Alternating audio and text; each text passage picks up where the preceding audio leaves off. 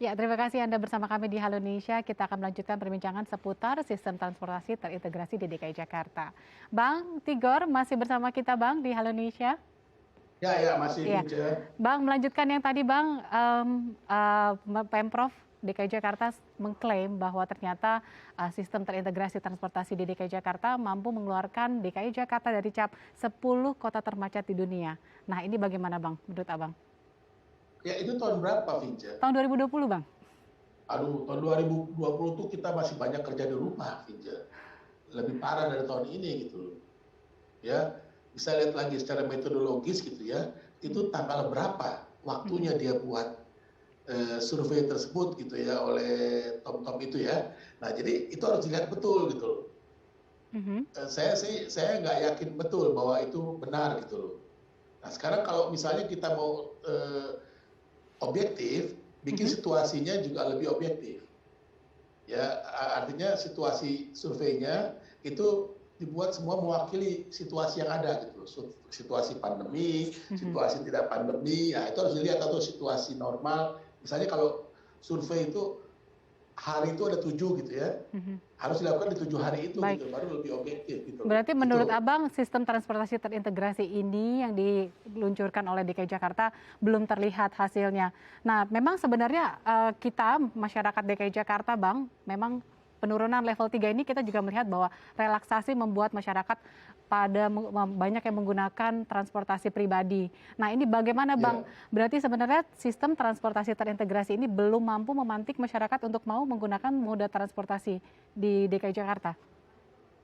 ya belum. Misalnya gini, kalau kita lihat ya, eh, tadi gambaran yang coba kita diskusikan saya sampaikan gitu ya, upayanya ini masih upaya masing-masing gitu loh.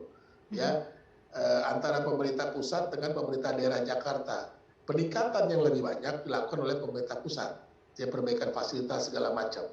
Nah, sementara pemerintah Jakarta itu sudah stuck di pembangunan transportasi publiknya, Pince. mhm, Stuck berhenti di Transjakarta sama Jaklingko yang kosong-kosong itu di dalam kampung-kampung gitu loh.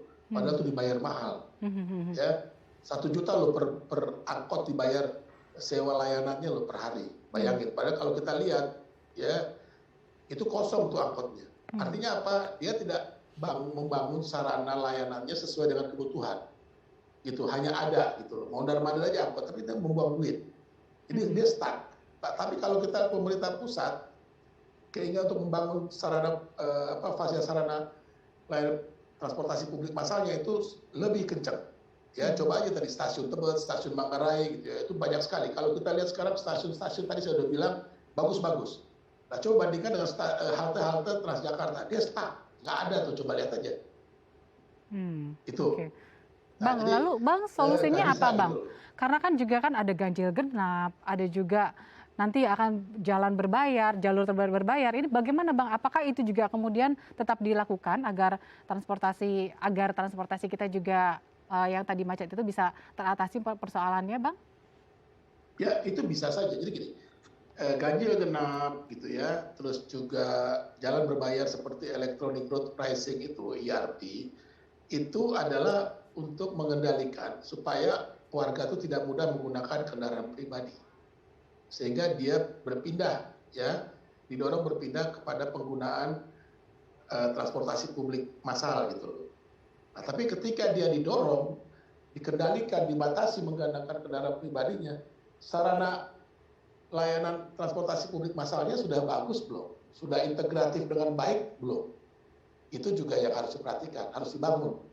Begitu ya. Jadi bagaimana membangunnya, kapan membangunnya ya bisa sama-sama. Ketika itu mulai dibangun kebijakan pembangunan penggunaan kendaraan pribadinya sekaligus juga memperbaiki integrasi layanan angkutan umum massalnya.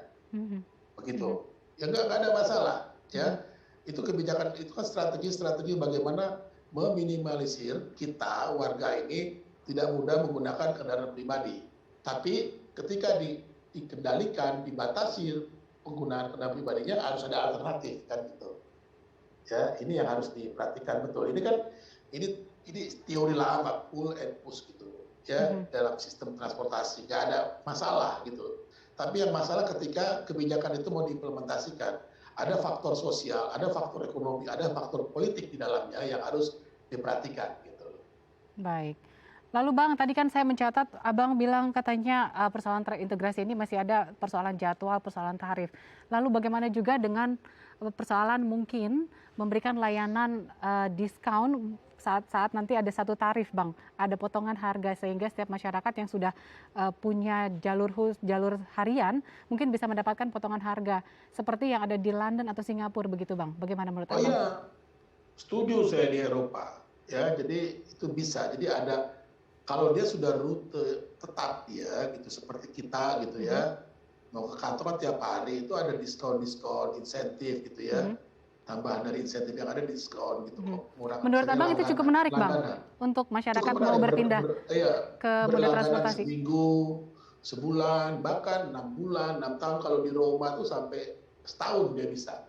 Jadi Mhm, memang penggunaan tadi perbaikan layanan transportasi publik massal itu akan merubah perilaku. Jadi apa masyarakat merencanakan kegiatannya, perjalanannya. Kalau dia merencanakan kegiatannya, perjalanan berarti merencanakan hidupnya dia gitu loh.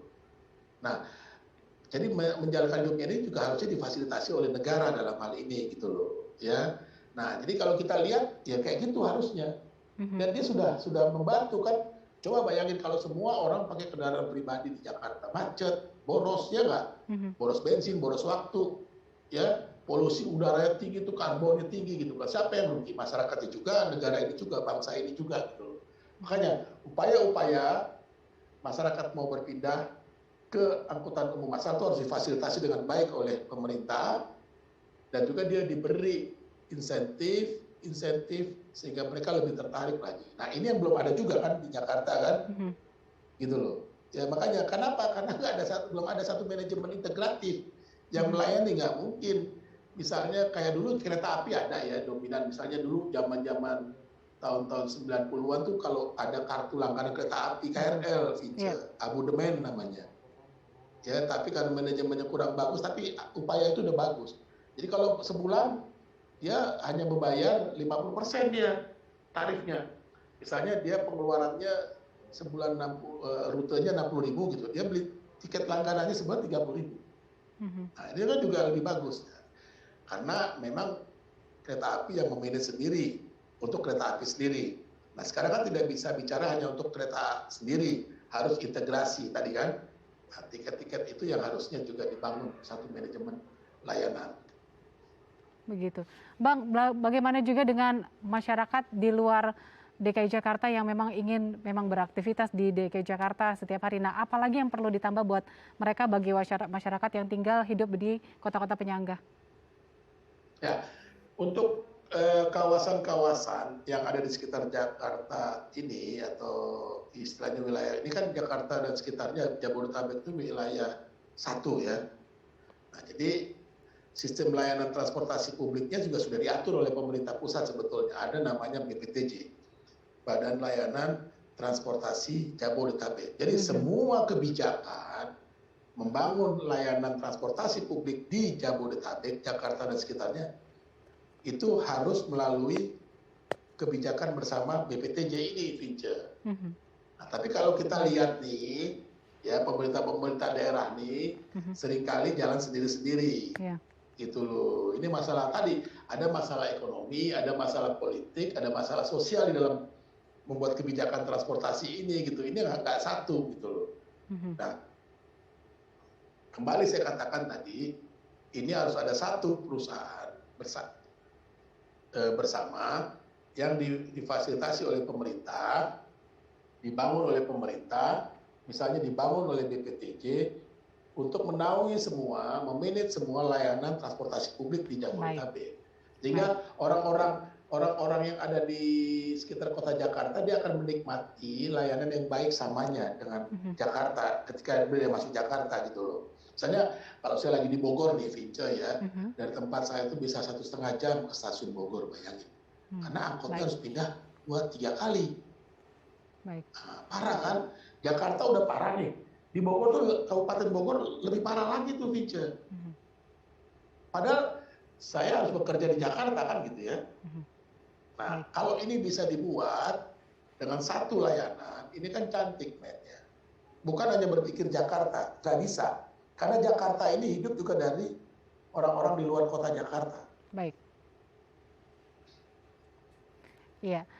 Ya, kita sama-sama berharap Bang Tigor bahwa memang pemerintah DKI Jakarta juga bisa berkolaborasi dengan pemerintah daerah dan juga terutama pemerintah pusat juga semakin mendukung kebijakan-kebijakan dari pemerintah daerah supaya Ya, semua masyarakat bisa benar-benar merasakan bahwa transportasi terintegrasi benar-benar dapat terwujud ya, begitu ya Bang ya?